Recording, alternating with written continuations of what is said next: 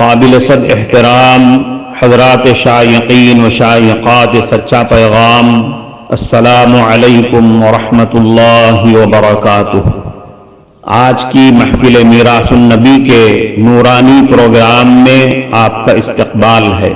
اہلا و سہلا مرحبا۔ ہم آپ تمام حضرات و مستورات کا خیر مقدم کرتے ہیں۔ محترم حضرات و خواتین، تعلیم کا آغاز ہو رہا ہے۔ سب سے پہلے آداب تعلیم کا لحاظ کرتے ہوئے تعلیم کی طرف متوجہ ہو جائیں۔ پورے دھیان سے سننا، عمل کی نیت سے سننا اور تبلیغ کی نیت سے سننا، یعنی سنی ہوئی باتیں دوسروں تک پہنچانے کے جذبے سے سننا چند خاص آداب تعلیم ہیں۔ امید ہے کہ آپ حضرات ان آداب کا ضرور خیال رکھیں گے۔ جزاکم اللہ۔ بسم اللہ الرحمن الرحیم۔ اچھی طرح وضو کرنا۔ وضو کو اطمینان کے ساتھ اور سنت کے مطابق آداب کی رعایت کے ساتھ انجام دینا بھی بہت فضیلت کا عمل ہے، جس پر احادیث میں بہت اجر و ثواب کے وعدے فرمائے گئے ہیں۔ حضرت عثمان ابن عفان رضی اللہ عنہ سے روایت ہے کہ حضرت صلی اللہ علیہ وسلم نے ارشاد فرمایا، جو شخص وضو کرے اور اچھی طرح وضو کرے تو اس کے جسم سے گناہ نکل جاتے ہیں، یہاں تک کہ اس کے ناخنوں کے نیچے تک سے خارج ہو جاتے ہیں۔ ایک اور حدیث میں ہے کہ ایک مرتبہ حضرت صلی اللہ علیہ وسلم نے صحابہ کرام سے فرمایا، کیا میں تمہیں بتاؤں کہ کن باتوں سے اللہ تعالیٰ گناہوں کو مٹاتے اور درجات بلند فرماتے ہیں؟ صحابہ نے عرض کیا، اے اللہ کے رسول، ضرور بتلائیے۔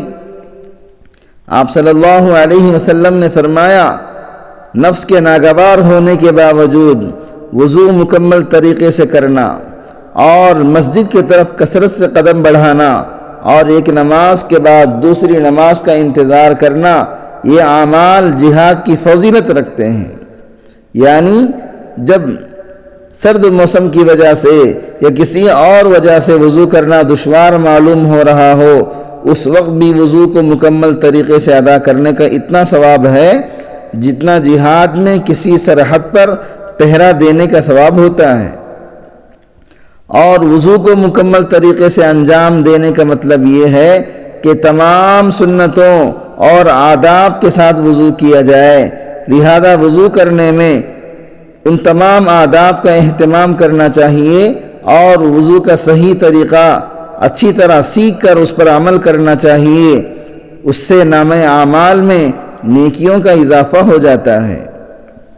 مسواک کرنا۔ حضرت صلی اللہ علیہ وسلم نے مسواک کرنے کی بہت فضیلتیں بیان فرمائی ہیں۔ حضرت عائشہ صدیقہ رضی اللہ عنہا روایت کرتی ہیں کہ حضرت صلی اللہ علیہ وسلم نے فرمایا، السواک مطہرۃ للفم مرضاۃ للرب۔ مسواک منہ کی پاکی کا ذریعہ ہے اور پروردگار کی خوشنودی کا ذریعہ ہے۔ اور حضرت عائشہ رضی اللہ عنہا ہی فرماتی ہیں کہ آپ صلی اللہ علیہ وسلم نے ارشاد فرمایا، مسواک کے ساتھ پڑھی جانے والی نماز مسواک کے بغیر پڑھی جانے والی نماز پر 70 گنا زیادہ فضیلت رکھتی ہے۔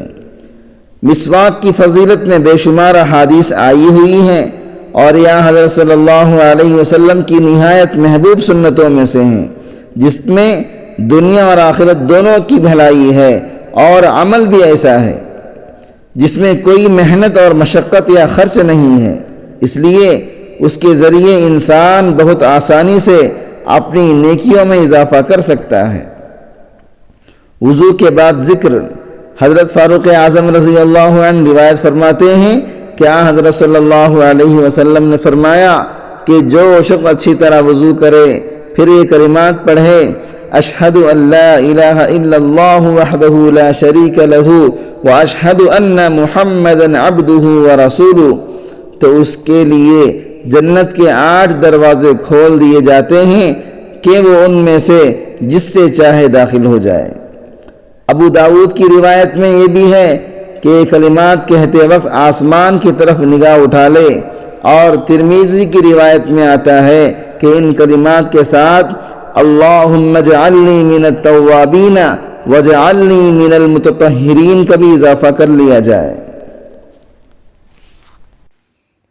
معزز شائقین و شائقات سچا پیغام، آپ کو اندازہ لگ گیا ہوگا کہ یہ مضمون کتنا اہم ہے اور کس قدر فائدہ مند ہے۔ کم سے کم درجے میں سوشل میڈیا کے ذریعے سے بھی ہم اس کو زیادہ سے زیادہ شیئر کریں گے تو دعوت کے فریضے کی کوششوں میں ہم بھی اپنا کچھ حصہ ڈالنے والے بن سکتے ہیں۔